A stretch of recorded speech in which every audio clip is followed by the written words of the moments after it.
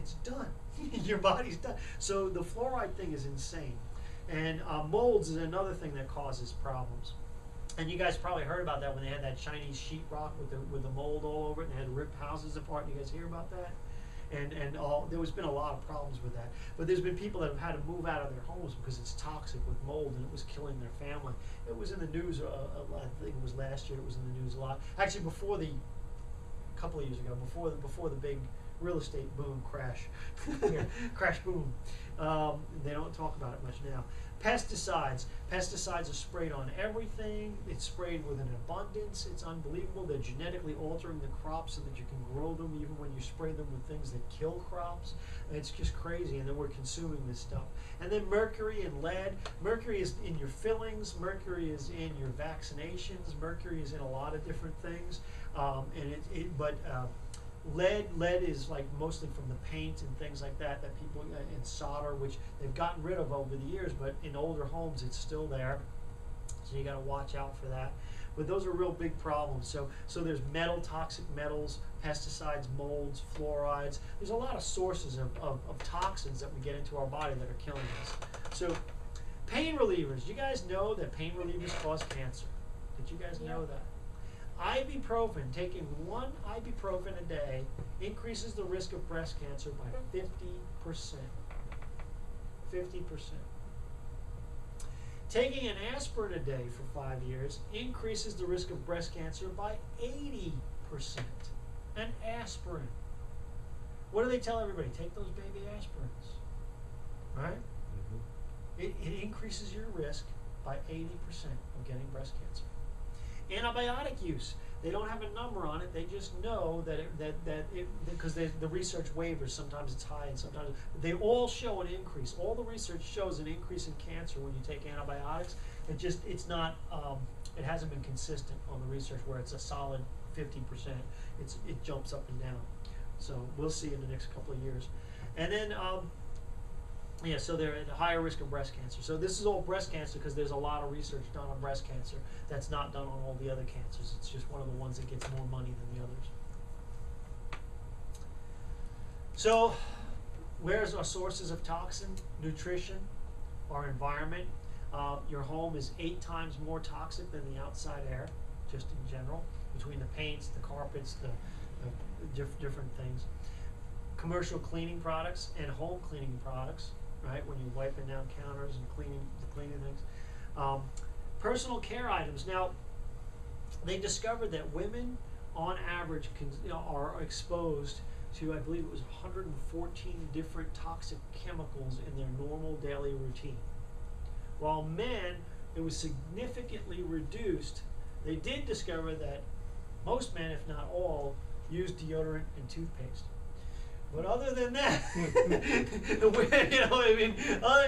so most men did. So there was like a few things. Men were like 25 different chemicals. Women were 114. So yeah, between all the different things that women do. So obviously, personal care items are huge as a source of toxins for the ladies and for the men too. You need to watch out for that. Medications cause side effects, and they also make you toxic, which makes you more at risk for cancer. Any medication. And like we said, even an aspirin, it makes you risk. And then anything that can damage your hormones, either stress or even being overweight, or there's different things, but stress is the big one. So if you combine these factors, it's going to destroy your immune system. Any one of these is going to damage your immune system. If you combine them, it's just really like the perfect storm. So what can you do to boost your immune system? Glutathione, which is one of the things that's raised by that exercise, by that surge exercise. You raise your glutathione. But it strengthens. Glutathione is the most potent anti-cancer chemical on the planet that they've ever found. It is like unbelievable, off the charts. And guess where it comes from? Come on, guys. Where do you think it comes from? Where do you find glutathione? Inside the human body. Humans produce it. It is a chemical that we make. It's in asparagus too. A little bit of it. Yeah, but your body produces this. Yeah, your body produces this unbelievable anti-cancer hormone. It's unbelievable.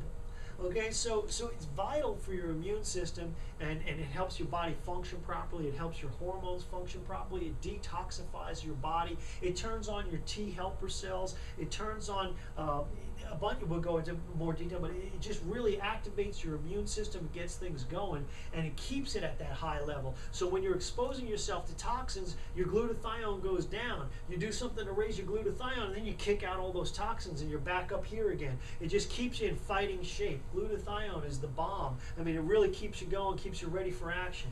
So you've really got to keep that stuff high. So how do you do that? Well, like I said, exercise, but here, garlic, onions, cruciferous vegetables, broccoli, kale, collards, cabbage, cauliflower. Now here's the thing though, you're supposed to eat 10 to 13 servings of this stuff every single day in order to get the right amount. Yeah. How many of you guys doing that? I ain't doing that. How you guys doing that? That's why we take supplements, because I take those whole food supplements, because they take all of that stuff and condense it down and put it in a pill, and I take 2 of those pills 3 times a day, and I've got my 13 servings of all those vegetables. That doesn't mean I don't eat vegetables, but I want to make sure I get mine covered, and that's why I take those vitamins over there. So, you know, you don't have to if you can manage to figure out how you can constantly eat vegetables all day so you can get your servings. Right. So you also want what we say bioactive whey protein. You don't want this stagnant. It's been boiled and heated and processed protein. You want to make sure that it's an active protein that your body can assimilate readily, easily, and not be damaging to your body. Your body doesn't have to process it. So supplements like selenium, milk thistle, alpha-lipoic acid, N-acetylcysteine. These are all things that help raise the glutathione. Now, in the past, it was always those things were marketed as immune boosters, but they didn't really understand the mechanism. They just knew that people's immune system worked better when they took those. Now they know it raises glutathione. It supports glutathione. It's the things that your body needs in order to make glutathione. So it really helps your body produce the glutathione, which raises your immune system. So all those things are great. And that high intensity, short duration exercise, the T3 exercise, that does this. It raises the glutathione, it raises your immune system, it really boosts your body.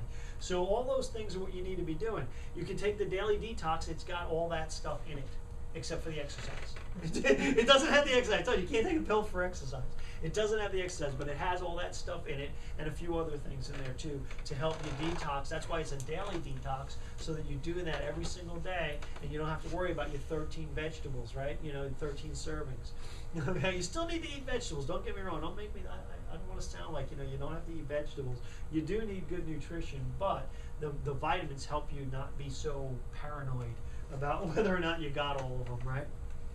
So the perfect protein that we have, this is from grass-fed cattle. They have the right ratio of fatty acids, the 2-to-1 ratio.